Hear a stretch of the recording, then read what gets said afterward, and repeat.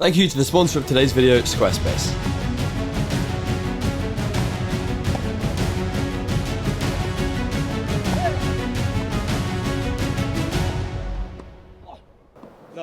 This is Ben Gusick 1. Having already won huge junior tournaments like Auray and the Orange Bowl, Ben is the 18th best junior player in the world for his age, with a ranking of 160 in the junior ITF system with 3 years remaining. I was curious as to what made him such a good tennis player. It definitely wasn't his height, but how would I face against him in a real match? Let's find out.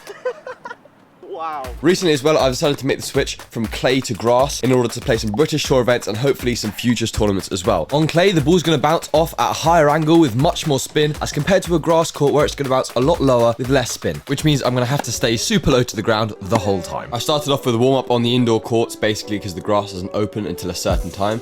So I just did some bound work, got ready for the session, and then we jumped straight on to the grass courts. Of course, here hitting with Ben in the morning, we were aiming to do about 90 minutes, aiming to just get a lot of volume in. It's my first session on the grass, so for me it was super important to make sure that I was trying to time the ball as good as possible, hit through the ball as much as possible, and really get a feeling for how the movement is. You have to be very careful when moving, especially in the corners. It's going to be a little bit slippery, and you have to obviously make sure that you're planting your feet and you're not sliding like I usually do on a clay court. So that was something I had to pay special attention to.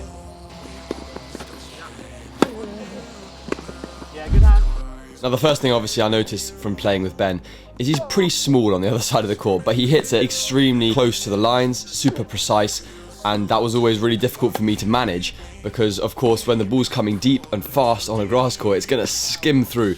So I had to make sure that I was always ready.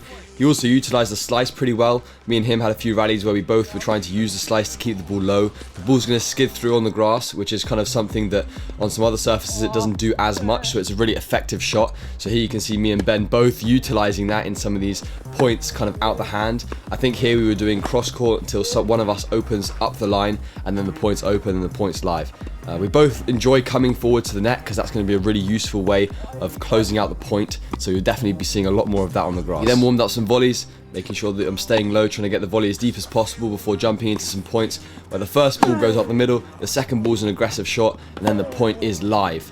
Again, first time playing against Ben. Something I found really interesting with the way he plays is he loves to be very aggressive from his baseline shots. He's very fast and good at anticipation, which makes it really difficult to actually get a winner past him, even though he is slightly smaller than a lot of the other players you've played with a smaller wingspan. Then we moved on to hitting some serves. This is probably my favourite part about the grass. The ball's going to really whiz through on these courts, so it's going to be especially hard to return the serve. Here we were basically working on a drill where if Ben makes the return and then I make the next ball, he gets 1 point. If he misses the return, it's 2, and if it's an ace, it's 3 points. Trying to get the most points possible out of 5 serves on each side. And as you can see here, taking the intention not just to make the ball but also to be very aggressive on it. I was super happy with my serving from this session. It's something I've been working on since my operation. I'm very happy with the progression. It was then time for Ben to jump on the serve. His angle and trajectory of his serve comes through at a much lower angle than you expect, and it stays very low because of the grass. So it was a really good challenge returning his serve, and it was actually harder than you might think. To finish the session, me and Ashley worked on some backhand work and some forehand work, just some hand feeding. Of course, Ashley was there to be able to give me 10-15 minutes of specific stuff towards the end of the session, basically working on that aggressive backhand, coming forwards and stepping in, cross and going line. I think that's something that sometimes in matches I don't do as much. And as well, this forehand on the grass, it's obviously going to be quite tough to stick that outside foot, so making sure that I'm ripping the ball, getting that angle on the court and making sure that it's really going through. To finish, we did a 20 or 30 ball drill, 20 or 30 balls, trying to make at least 27 out of the 30 was my aim, and just trying to absolutely wear me out, get me in the red heart rate zone towards the end of the session, and boy was I done towards the end.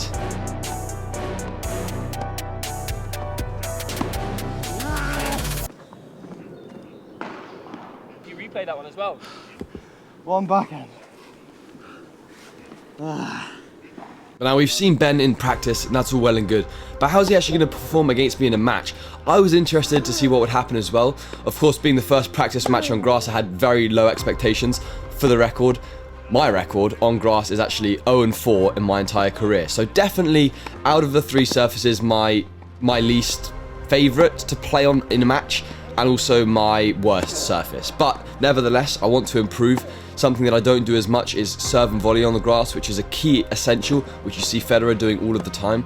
So essentially that's what I said to myself: be aggressive, come forwards, But as you can see here, Ben going up an early break in this first set, serving very, very well onto the lines, getting really good depth and pushing me behind the baseline, and really hitting through the shots. And I was struggling to find my pace and find my rhythm. You can see here 5-3 up in this first set. Ben was going to take this first set if I wasn't careful, and as you can see, he was just playing lights out tennis. I was super impressed with the way he was playing, being aggressive, taking the ball early. Also guys, over half of you that watched last week's video aren't subscribed, so if you haven't already, go down there and subscribe. It really helps to support the channel. And I think that struggle to adjust in that first set from my behalf is what allowed him to kind of capitalize. Obviously, playing points like that is going to be able to take massive advantage. He also redirected pace well. There are not really many bad things that I can say about him, because it was almost an honour playing against him, because I was really, really impressed with just the quality from coming from someone of such a young age. Of course, being less of a physical threat, which is something he can definitely work on, is of course the fact that he's then developed some other skills, like obviously movement, timing, hand-eye coordination, ball striking, that perhaps he has to rely on a little bit more than some other players, and so that was what was extremely impressive. However, this second set I managed to fight back using my serve volley, coming forwards, being a bit more aggressive, to manage to hold on to go 6-5 and get a break point up on Ben's serve to take the second set and send us to a match tiebreak. And there it was. We were going to play a full third, but we ended up for a match tiebreak. Here I was just saying to myself, play loose, try and play aggressive, have a bit of fun. At the end of the day, it is just a practice match, but shots like that, Ben was like, no, this is serious, and showed me how it was done on a few key points in those clutch moments. I also responded with a few good drop shots. 9-8, second match point here. Ben goes with that inside out forehand, getting me on the stretch. I can't quite make it. And here at 10-9 Ben, I go for the big forehand inside out, come forwards to the net, play the volley, and it just doesn't go my way. Right, so that wasn't the outcome that I actually wanted. I lost 11-9 to Ben, who's 15. Kind of embarrassing. But on the other hand, he's an unbelievable player who will probably be one of the best players in the world. But with that being said, I want a rematch. If this video gets 5,000 likes, I'm going to DM Ben. We're going to have a rematch.